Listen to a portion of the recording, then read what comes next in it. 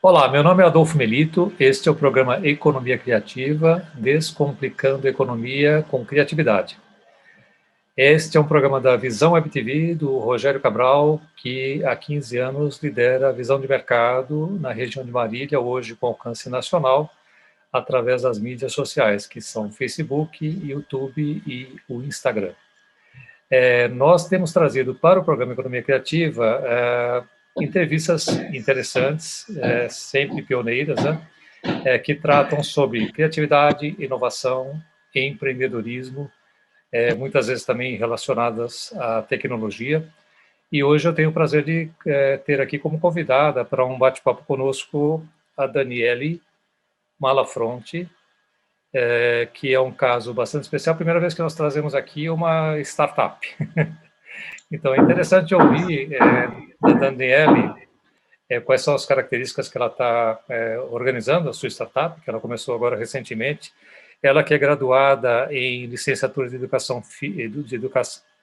licenciatura em Educação Física, tem um MBA em Gestão de Pessoas e Resultados pela Facamp, ou seja, desde o início ela já tinha uma formação voltada à gestão de pessoas, e Gestão de Negócios pela Fundação Dom Cabral. E também tem sobre a Rede Nacional de Ensino e Pesquisa, onde ela atuou também na área de recursos humanos, né? E, naturalmente, na gestão de pessoas também. Então, a Daniele resolveu organizar um novo negócio. Então, eu quero te dar as boas-vindas, Daniele, para contar para nós aqui, para a nossa audiência, qual é esse negócio, que características ele tem. Depois nós vamos prosseguir para falar a respeito um pouquinho dos conceitos que você está colocando nesse negócio. Então, seja muito bem-vinda e a palavra é sua. Obrigada, Adolfo. Obrigada pela introdução. E, poxa, eu não sabia que eu era a primeira startup aqui no seu programa. Que legal. Muito bom. Bom, como startup, eu acho que você já falou isso no último programa que eu assisti. As empresas, elas já sabem fazer tudo o que elas fazem, elas já estão, né, rodando todos os processos. Startup não, quase tudo é a primeira vez que a gente está fazendo, a gente está aprendendo com cada novidade e tem que desenhar, então, uma proposta para um cliente. Não, a proposta não existe ainda, então a gente vai precisar fazer a primeira vez de tudo. Então, acho que é uma característica bem legal, porque é muito aprendizado, é o dia todo a gente está se deparando com novidades e basicamente aprendendo fazendo e aprendendo ao mesmo tempo. Bom, vamos fazer um pouquinho de suspense aqui, daqui a pouco você vai falar qual que é o negócio, mas, em geral, o que a gente tem comentado bastante aqui é que as novas empresas mais recentes, né, especialmente as empresas da era digital para cá, né, de, sei lá, 30 anos para cá, elas, as que melhor se destacam no cenário internacional são aquelas que priorizam talentos, clientes e acionistas nessa ordem. Geralmente, muitas empresas focam no acionista, e isso significa que você tem que trabalhar muito no curto prazo, para muitas vezes entregar resultados trimestrais até mensais. Mas quando você inverte a ordem, isso tem dado resultados, porque a partir da harmonia interna, de talentos, da compreensão do negócio, das pessoas contentes com aquilo, elas conseguem produzir e atender o propósito da empresa, né? E entregam resultados. E a consequência natural é você ter resultados a longo prazo e resultados favoráveis. Como é que você avalia as empresas brasileiras nesse cenário? E pergunto também para você se a área de gestão de pessoas é uma área estratégica nas empresas. Bom, a área de gestão de pessoas deveria ser estratégica em qualquer empresa, independente do negócio, independente do ramo de atividade, porque no final do dia a gente vende para pessoas, né? Independente do que a gente está entregando, tem sempre um cliente lá na ponta que é uma pessoa. Então ele tem que estar representado, ele tem que estar entendido dentro daquele negócio.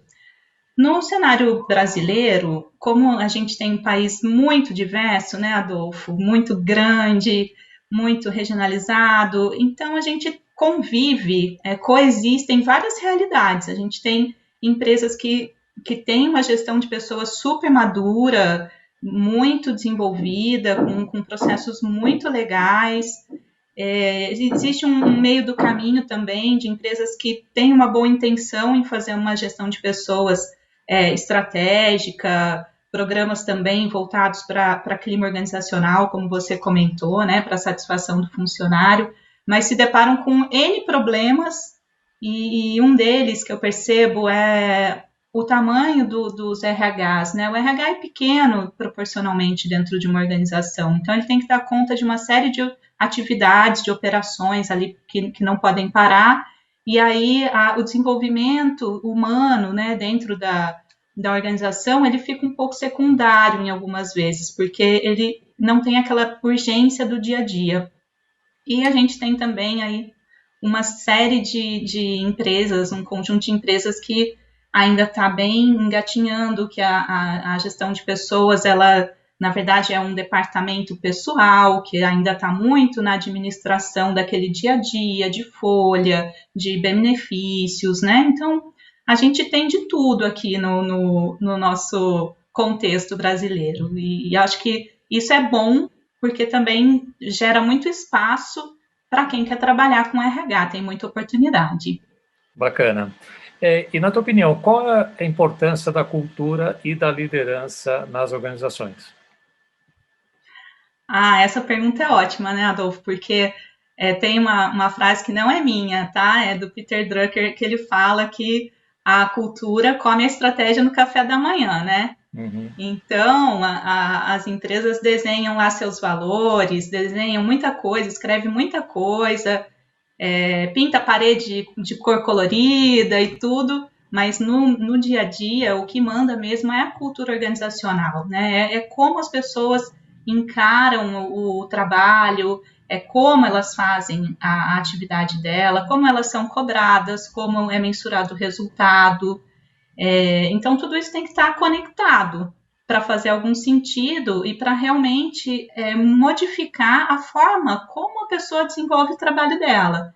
E aí o papel da liderança é fundamental, porque também vejo que existe uma preocupação super grande em desenvolver líderes, grandes executivos, o diretor, né, o vice-presidente, mas o impacto maior no dia a dia das pessoas é o primeiro nível de liderança, que é aquele supervisor, supervisora, né, ou coordenador, coordenadora, enfim, cada empresa tem um nome ali para essa posição, mas é quem está no dia a dia ali, que é o tático operacional, né, que está traduzindo a estratégia, traduzindo aquele monte de palavra bonita na prática. Uhum. E ali, se tem uma pessoa ali capacitada, treinada, engajada, que também tem habilidade para lidar com pessoas, para ouvir, para entender, para trocar suas competências de acordo com o perfil de cada pessoa que está na sua equipe, aí a gente consegue articular bem a estratégia com a cultura e colocar no dia a dia mesmo, colocar em curso aquilo que a empresa deseja. Existe em qualquer empresa a questão de você ter a cultura, e muitas vezes uma empresa, por exemplo, pública, a gente tem muitas experiências que foram privatizadas e você encontra a empresa 10 anos depois, ela continua tendo a cultura de empresa pública. Então, a importância da cultura é muito forte, e quando você percebe também que as organizações vieram de organizações mais voltadas à área industrial, né, em que você tinha comando e controle, então uma hierarquia muito forte, a divisão por departamentos, setores, né, a linha de montagem, esse tipo de coisa. E quando você fala das empresas atuais, elas têm outros valores, outras premissas, as pessoas se motivam de estar numa empresa em função do propósito, do engajamento, de quanto ela vai ser considerada, quanto ela vai conseguir aprender e contribuir e dizer que ela faz parte daquilo, né?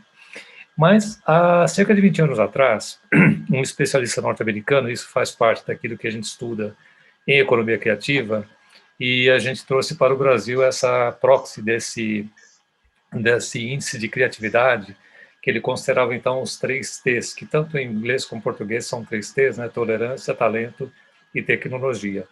E esse último foi focado, a tolerância, basicamente, era um dos itens mais controversos, porque ele é subjetivo, né? De alguma forma, e ele estava ligado à diversidade. E eu estou agora apresentando esse tema, até porque a startup é a diversidade importa, né? É a proposta que vocês têm. E como você identificou essa janela de oportunidade? E como é que você liga a diversidade ao tema da inovação? Essa questão que você colocou dos 3Ts, eu acho assim muito, muito interessante, porque no fundo, Adolfo, aí a minha perspectiva, tá? Eu acredito que tudo é sobre pessoas, mesmo quando a gente fala dos 3Ts, né? Você colocou tolerância, é muito sobre pessoas, mas tecnologia também é sobre pessoas, né? Criatividade é totalmente sobre pessoas. Talentos é sobre pessoas. Então, a ideia da diversidade, eu acho que ela é inata quando a gente fala de pessoas, porque as pessoas são diferentes uma das outras, isso é fato. Né? A gente tem fisicamente, a gente tem impressão digital diferente, Sim. até a logo da diversidade importa é baseada nisso, e nas impressões digitais. Então, nós somos diferentes. Né? A questão da diversidade, ela está sendo discutida agora e entrou na pauta muito fortemente, mas se a gente olhar, mesmo se a gente pega, por exemplo, um país que não tem tantas características físicas, né, como o Brasil, que é mais miscigenado, é um país mais homogêneo, são pessoas diferentes no fim das contas. A gente está falando de diversidade da mesma forma. E aí eu acho que eu perdi um pouco sua pergunta. E como você identifica essa janela de oportunidade para colocar de pé a diversidade importa? Pois é, eu acho que é nesse sentido, sabe? De que a gente precisa realmente entender que a diversidade, ela sempre vai existir. Independente se a gente tem ali um público que tem características físicas mesmo diferentes, ou se você está trabalhando com pessoas, independente de quem elas têm características diferentes, personalidades diferentes, histórias diferentes, crenças diferentes, e só por aí a gestão de pessoas já é muito desafiadora. E é muito interessante porque esse famoso consultor americano, especialista nessa área de organização de cidades, é muito ligado a políticas públicas, né? Ele foi o Richard Florida, que escreveu esse livro em 2001, né? E outros livros depois seguiram, mas na realidade nós trouxemos aqui, fizemos uma tradução, usando os dados do IBGE, fizemos uma proxy, a gente chama, né? E apresentamos isso no nosso Conselho de Economia Criativa do Instituto. Houve uma discussão assim infindável, porque o pessoal contestava aquilo, porque criatividade e o brasileiro, etc. Eu falei assim, olha, nós estamos comparando o Brasil com todos os países na mesma base de comparação, não estão mudando nada. E outra coisa que nós verificamos na época, fizemos o índice de produtividade e competitividade que a Fiesp também divulgava aqui no Brasil, e a relação dos países nessa mesma linha era muito parecida. Ou seja, você tinha aquelas empresas que estavam mais dentro da linha de criatividade e inovação, mais próximas de um resultado melhor como competitividade. Então, os países também se assemelhavam a isso, e na prática é um pouco de você ser um pouco mais barrista, né, para dizer que isso não se aplica no Brasil. E se aplica também, naturalmente. Mas eu vejo que tem dois temas que são muito fortes dentro daquilo que você coloca dentro da diversidade importa da sua startup, e que um é a diversidade e inclusão, e depois o impacto social. Como é que você caracteriza esses dois elementos dentro da sua estratégia? Tá. Bom, a diversidade, como eu falei, ela tem uma conceituação, né, que foi criada para a gente entender o que se entende por isso. Uhum. Mas ela está ligada à identidade. Então, essa identidade pode ser uma identidade social, por exemplo. Eu tenho variáveis de diversidade que estão ligadas a onde eu nasci, a se eu nasci homem ou mulher, né? São coisas que não vão mudar ao longo do tempo. Por exemplo, eu sou paulista, então eu sempre serei paulista. Eu moro no Rio hoje, mas eu continuo sendo paulista. Então, essa minha característica, ela se mantém. Existem outras coisas que a gente pode mudar ao longo do caminho. Então, por exemplo, uma pessoa tem uma escolaridade de nível médio e ela faz uma faculdade, ela muda de grupo. Quando você fala de diversidade, ela vai para o grupo de pessoas que têm ensino superior. E isso, essas variáveis, a gente vai agrupando pessoas, né? No fim das contas, a gente diz que elas têm características semelhantes ali por terem características mesmo iguais, né? Ou parecidas. Mas também existe uma questão que é pessoal, né? Eu posso me identificar de uma forma diferente, eu tenho um comportamento diferente, uma crença diferente. Por exemplo, nem todos os paulistas têm o mesmo comportamento, a mesma visão de mundo ou de trabalho. Nem todos os paulistas trabalham mais do que os outros, por exemplo, que é uma crença, né, que se tem, que paulista trabalha bastante. Nem todo mundo é assim. Então, você também tem ali uma diversidade de um nível mais individual, diferente da outra que é mais coletivo. E, por fim, tem a diversidade cultural, que aí é como eu interpreto a meu local de origem. Então, como eu interpreto ser paulista? Isso passa por um viés super, super pessoal mesmo, né? Que é individual lá na sua essência. E aí, Adolfo, o que eu acho que também complementando a sua questão anterior sobre inovação e sobre criatividade, a gente pode escolher trabalhar com pessoas, principalmente um gestor, né, que contrata pessoas, independente se a pessoa tem as mesmas características que ele tem ou não, ela pode ter uma linha de pensamento, de raciocínio parecida, né, ou semelhante, ou igual até. E aí é que está a questão a grande riqueza, né, da diversidade, porque se eu, como gestor, não consigo trabalhar com uma pessoa que pensa diferente de mim, aí eu mato mesmo a criatividade, mato a inovação, né, e não são características só físicas, porque eu posso ter, por exemplo, um homem e uma mulher na mesma equipe, vamos dizer, você tem uma diversidade ali de gênero, mas se eles pensam igualzinho, se eles não discordam em nada, se eles têm sempre o mesmo ponto de vista, isso também, ou se eles precisam ter o mesmo ponto de vista, né? Porque às vezes o conflito não é bem gerido dentro das organizações, bem visto, e aí isso acaba matando a diversidade. Então a diversidade é a gente conseguir pegar essas diferenças todas que existem e fazer com que elas sejam produtivas, né? Sejam boas e gerem bons resultados. Um outro conceito também que você mencionou é o de inclusão. O conceito de inclusão ele já está mais relacionado a dois outros conceitos, que é o de igualdade, que eu particularmente não gosto muito, e o de equidade, que é um conceito que eu acho que é mais interessante. Porque, historicamente, a gente vê que alguns grupos dominam outros grupos, né? Então, a gente tem uma história aí de colonização, a gente tem todo um contexto que gera diferenças sociais que a gente vê hoje. Porque a inclusão ela é necessária porque, historicamente, alguns grupos tinham mais privilégios do que outros grupos.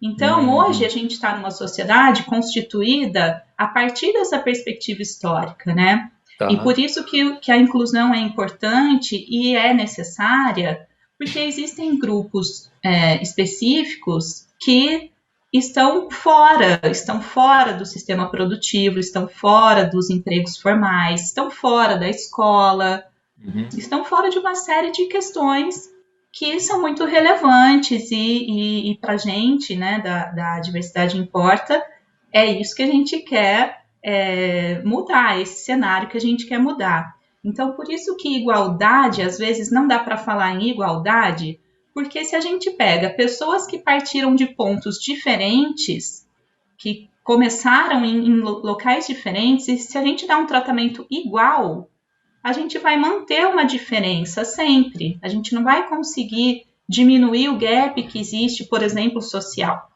Então, a gente prefere o conceito de equidade. que é um tratamento diferente para necessidades e pessoas diferentes. E essa questão, ela abrange tudo, porque, por exemplo, vou trazer aqui para um contexto pessoal, filho. Né? Para quem tem 2 filhos, sabe que não consegue tratar igual os 2 filhos, porque são pessoas diferentes, têm necessidades diferentes. Por mais que a gente tente, não, eu faço tudo igualzinho para os 2, não dá para fazer.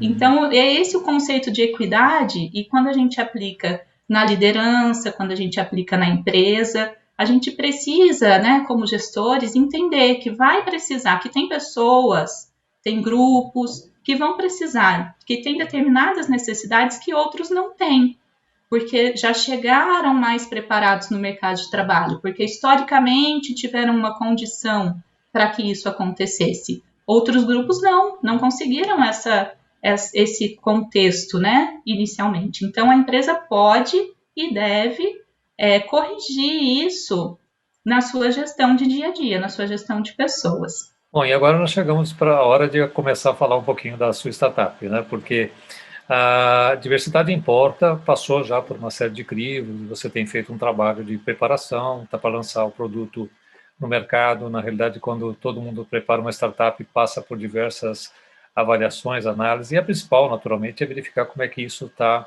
atendendo uma determinada dor, né? Que é o que, não só no Brasil, mas no mundo todo, né?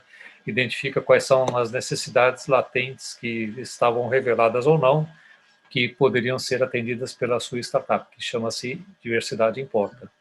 E aí você deve ter criado todo um contexto e uma análise de qual é a proposta de valor, né, que geralmente se usa, que a Diversidade Importa está colocando no mercado, qual é o seu cliente-alvo, quais são as características principais, como é que você chegou a essa proposta? Bom, Adolfo, a Diversidade Importa é uma startup que pretende, né, que se vê como uma startup de impacto. Então, o nosso propósito para existir é que a gente faça uma transformação no mercado de trabalho, que a gente gere essa conscientização, que a gente gere mais oportunidades, mas essa é a minha missão. Quando eu falo do meu cliente, o meu cliente ele não precisa ter essa missão. O meu cliente ele pode ter uma dor de, por exemplo, fazer uma gestão mais adequada das suas pessoas, né? De atingir melhores resultados através da gestão de pessoas. E aí, esse resultado é ele que vai me falar. Ele pode achar que, para ele, resultado é, por exemplo, eu preciso ter representatividade do meu cliente aqui dentro, porque eu quero passar a vender para um determinado público, e aí eu preciso entender esse público, a minha persona agora é do grupo, exemplo, tá? É do grupo mulheres, é uma mulher, eu preciso vender para as mulheres. Então, eu preciso ter executivas mulheres, eu preciso entender, ter pessoas aqui dentro que representem meu cliente. Tudo bem, para a gente, sabe, essa é a dor dele, a gente vai atender sim. Porque a ideia é que o gestor, né, o empresário, enfim, ele foque no negócio dele. O negócio dele é importante para ele. E é importante para a gente também, né? Que ele continue gerando valor, que ele continue fazendo o melhor produto, oferecendo o melhor serviço. Agora, o nosso propósito é de ter impacto social. E aí é interessante a gente falar em relação a negócios de impacto, porque também existe um equívoco, talvez, ou por falta de informação, de que negócio de impacto tem que ser filantrópico e não pode ter lucro, né? E não precisa, sabe? O negócio de impacto, pelo contrário, ele pode ser lucrativo, ele pode gerar valor, ele pode gerar emprego, e ele tem que ver seus processos. O que diferencia de um negócio comum é que o impacto, ele vai, o propósito, né, a missão, vai sempre direcionar a tomada de decisão. Então, ele é estratégico. Por exemplo, eu estava outro dia vendo uma empresa, a Patagônia, que tem impacto ambiental, né, diferente do nosso que é social. E aí, na escolha do produto, do fornecedor que ele vai utilizar, ele leva isso em consideração. Então, ele tem um algodão A que custa X, e ele tem algodão B, que é orgânico, que não traz impacto, que N coisas, custa X mais 5, ele vai comprar o X mais 5, porque o foco dele, né, ele é baseado nesse propósito, nessa missão, diferente de um produtor qualquer de roupa que não tem um foco ecológico, que aí ele vai falar, poxa, se esse custa X, esse custa X mais 5, por exemplo, o meu propósito seria levar o melhor custo-benefício para o cliente, ele vai escolher o de X. Então, é essa a diferença de um negócio de impacto para um negócio tradicional, vamos dizer assim. Quando se começou a falar sobre economia criativa, isso data de década de 90, né, bom, inicialmente na Austrália, 94, depois Inglaterra, depois Europa, depois o Brasil chegou aqui em 2004, tudo voltado a políticas públicas, né? E aí veio aquele movimento da criatividade tão importante quanto a tecnologia na inovação. Bom, aí você obrigatoriamente passa pelos talentos, passa pela definição de setores, passa pelo mundo das artes, da cultura, etc. E, bom, dito tudo isso, a gente trouxe para o Brasil, em 2007, um primeiro Fórum Internacional de Criatividade e Inovação, ou Economia Criativa, que era muito pouco conhecido, até hoje ainda a economia criativa não é um termo muito abrangente, né, que todo mundo conhece e reconhece rapidamente, onde tinha alguns pilares, né, que são importantes para você considerar que você está dentro de uma nova proposta de valor da economia colaborativa, tudo aquilo que você tem de derivada hoje, vem do mesmo conceito. Então, um dos valores era a colaboração, né? A outro valor era a multidisciplinariedade, quer dizer, na realidade, quanto mais você une outros conhecimentos para você tratar um determinado segmento, setor, qualquer que seja, você sempre traz alguns valores e algumas referências que, cruzadas, geram novas ideias, geram inovação até, inclusive. E quando você fala, finalmente, da diversidade, ela está dentro dessa questão da multidisciplina ou da tolerância aí do Richard Florida, né? E ainda tem também o dar e receber feedback, internacionalização, o conceito dos processos e tudo mais. Então, olhando para trás, esse movimento começa, talvez tenha 20 anos, né? Se você verificar na tecnologia, talvez tenha 40 anos, porque data de 76, né, quando apareceu o primeiro microcomputador que quebrou a hierarquia, né? A partir do momento que você tem cada um com o seu computador processando na ponta, você não tem que falar com o presidente, para falar com o diretor, para falar com o gerente, para depois saber o resultado. Você liga direto para a pessoa que está tratando o assunto. Então, essa quebra de hierarquia e a percepção de quem está na ponta, que está na base da pirâmide, digamos assim, né? Veio aquele conceito da pirâmide invertida. Quem está na base da pirâmide tem contato com o cliente, trata o cliente no dia a dia. Se ele fizer qualquer coisa errada, o impacto vai ser sobre toda a empresa, etc. Então, o cliente passou a ter uma importância fenomenal.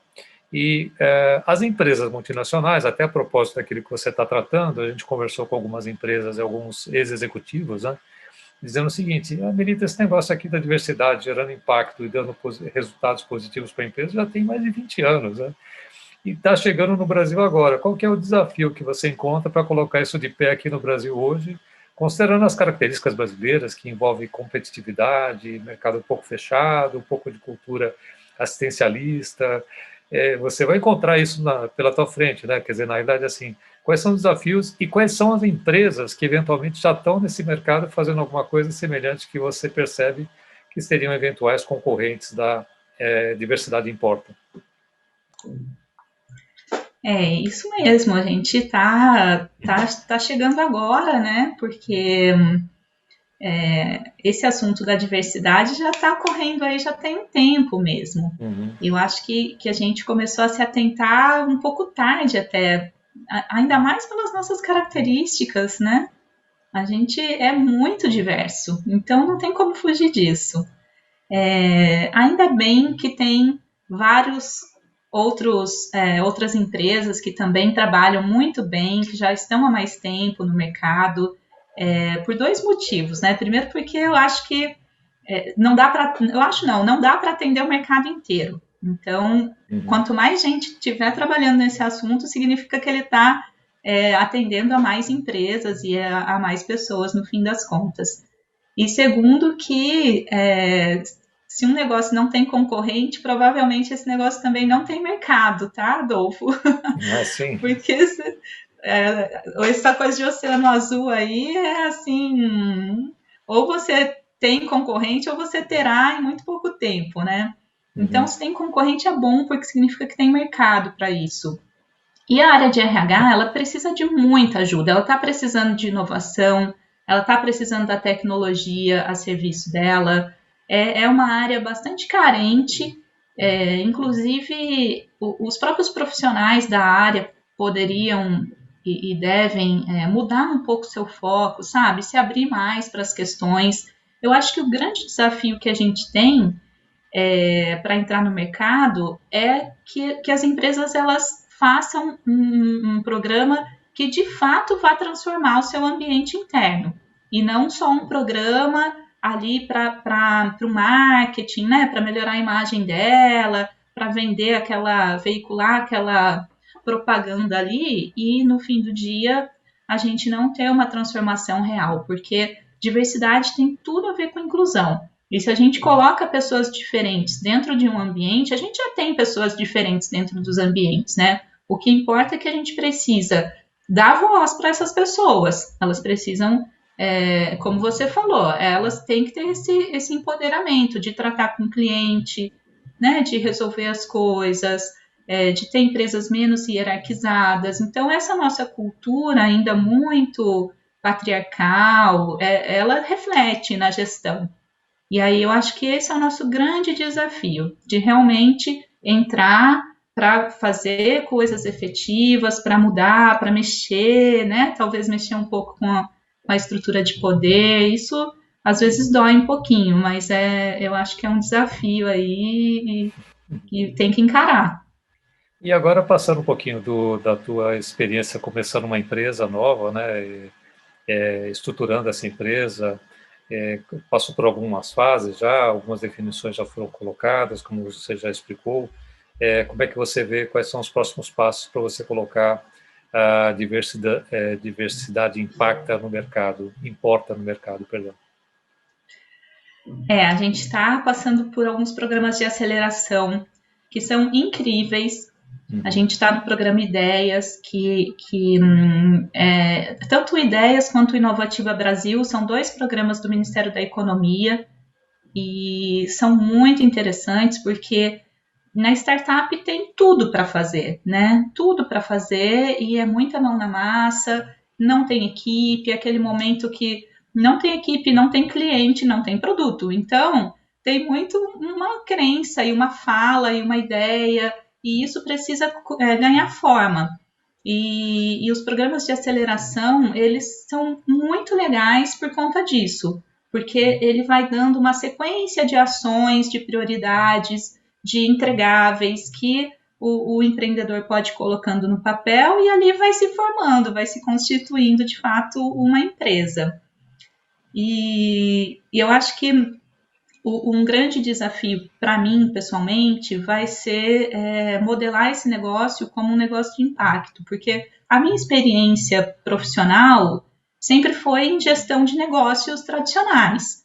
Então, metas, indicadores, processos de gestão, assim, claro, né, Adolfo, a gente tem muito para aprender, mas já existe um preparo da minha parte para isso. Agora, desenhar indicadores que mensurem qual o impacto da minha operação para aquilo que eu quero, né, na sociedade, enfim, isso é um pouco complexo até de fazer, não são muitas organizações que fazem, e a gente vai ter o apoio do Sebrae agora no segundo semestre. Que bom. Eu estou super feliz com o programa Impacta, que é aqui para empresas aqui do Rio, é do Sebrae aqui do Rio, e a gente vai passar por essa capacitação. Eu acredito que vai ser assim, divisor de águas mesmo, sabe? Que eu vou conseguir fazer aquilo que eu quero a partir dessa capacitação.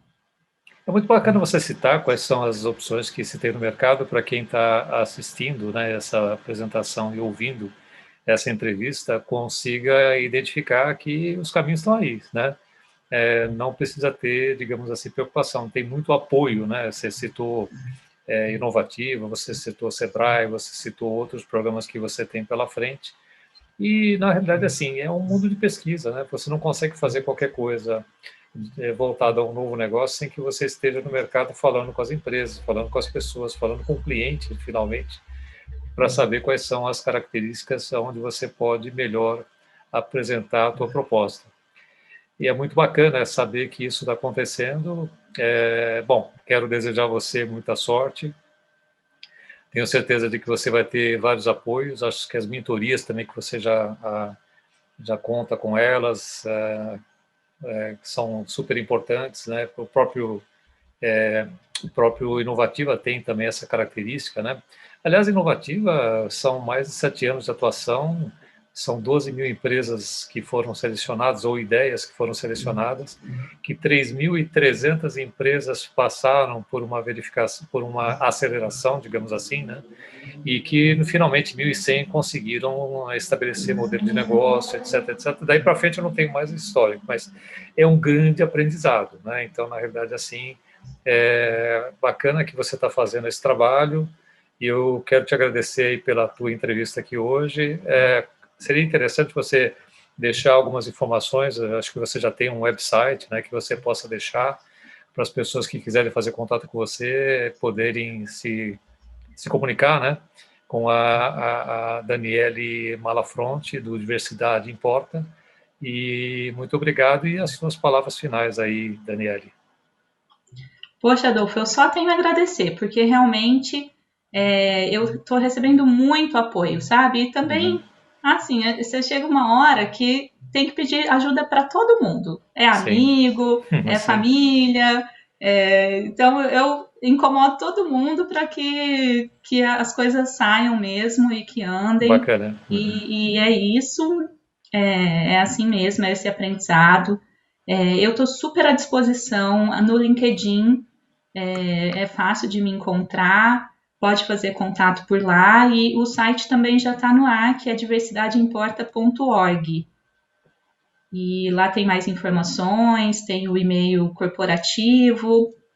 Eu estou super aberta e eu só posso te agradecer mesmo pelo espaço, pelo bate-papo, e estou por aqui, o que você precisar. Tá bom, muito boa sorte, estaremos em contato. Obrigada. Um abraço para você. Um abraço. Tchau, tchau.